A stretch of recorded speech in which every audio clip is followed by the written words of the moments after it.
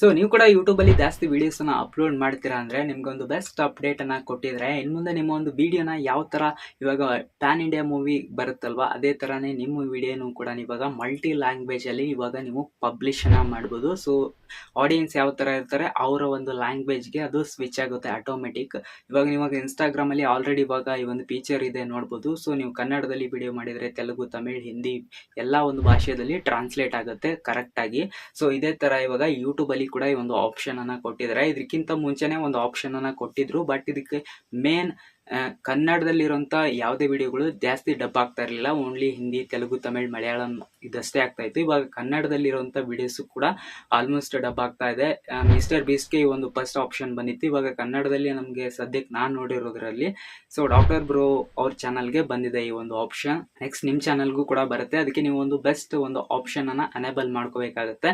And also ಈ ವಿಡಿಯೋದ end screen ಅಲ್ಲಿ ಇನ್ನೊಂದು ವಿಡಿಯೋನ ಲಿಂಕ್ ಅನ್ನ ಮಾಡಿರ್ತೀನಿ. ಆ ವಿಡಿಯೋನು ಕೂಡ ಒಂದ್ಸಲ ನೋಡ್ಕೊಳ್ಳಿ. ಯಾಕಂದ್ರೆ ಅದರಲ್ಲಿ ಕೂಡ ಮೇನ್ ಸೆಟ್ಟಿಂಗ್ ಅನ್ನ ಹೇಳ್ಕೊಟ್ಟಿದ್ದೀನಿ. ನಿಮ್ಮ ಒಂದು ವಿಡಿಯೋ ಟ್ರಾನ್ಸ್ಲೇಟ್ ಆಗಬೇಕು, ಡಬ್ ಆಗಬೇಕು, ಆಟೋ ಡಬ್ ಆಗಬೇಕಂದ್ರೆ ಇದರಲ್ಲಿ ಮೇನ್ ಸೆಟ್ಟಿಂಗ್ ಅನ್ನ ಹೇಳ್ತಾ ಇದ್ದೀನಿ.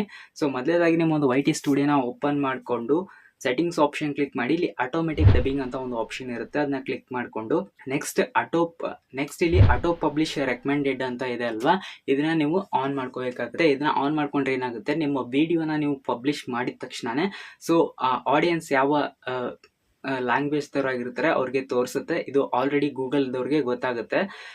ಅವರ ಲೊಕೇಶನ್, ಅವರ ಒಂದು ಲ್ಯಾಂಗ್ವೇಜ್ ರಿಲೇಟೆಡ್ ಅದೇ ಆಟೋಮೆಟಿಕ್ ಡಬ್ ಆಗಿ ಅವ್ರಿಗೆ ಟ್ರಾನ್ಸ್ಲೇಟ್ ಆಗುತ್ತೆ. ಇದರಿಂದ ನಿಮಗೆ ವ್ಯೂಸ್ ಆ್ಯಂಡ್ ಅರ್ನಿಂಗ್ಸ್ ಕೂಡ ಜಾಸ್ತಿ ಆಗುತ್ತೆ. ಇದೊಂದು ಬೆಸ್ಟ್ ಅಪ್ಡೇಟ್ ಅಂತ ಹೇಳ್ಬೋದು. ನಿಮಗೆ ಒಂದು ಆಪ್ಷನ್ ಬಂದಿದೆಯಲ್ವಂತ ಕಮೆಂಟ್ ಬಾಕ್ಸಲ್ಲಿ ಕಮೆಂಟ್ ಮಾಡಿ. ಬಂದಿಲ್ಲ ಅಂದರೆ ಪ್ಲೇಸ್ಟೋರಲ್ಲಿ ನಿಮ್ಮೊಂದು YT ಸ್ಟುಡಿಯೋನ ಅಪ್ಡೇಟ್ ಮಾಡ್ಕೊಳ್ಳಿ ಅಂತ ಹೇಳ್ತಾ, ಇದೇ ಥರದ ಯೂಟ್ಯೂಬ್ ಟಿಪ್ಸ್ಗಾಗಿ ನಮ್ಮ ಒಂದು ಚಾನಲ್ನ ಸಬ್ಸ್ಕ್ರೈಬ್ ಮಾಡ್ಕೊಳ್ಳಿ. ನೆಕ್ಸ್ಟ್ ವಿಡಿಯೋದಲ್ಲಿ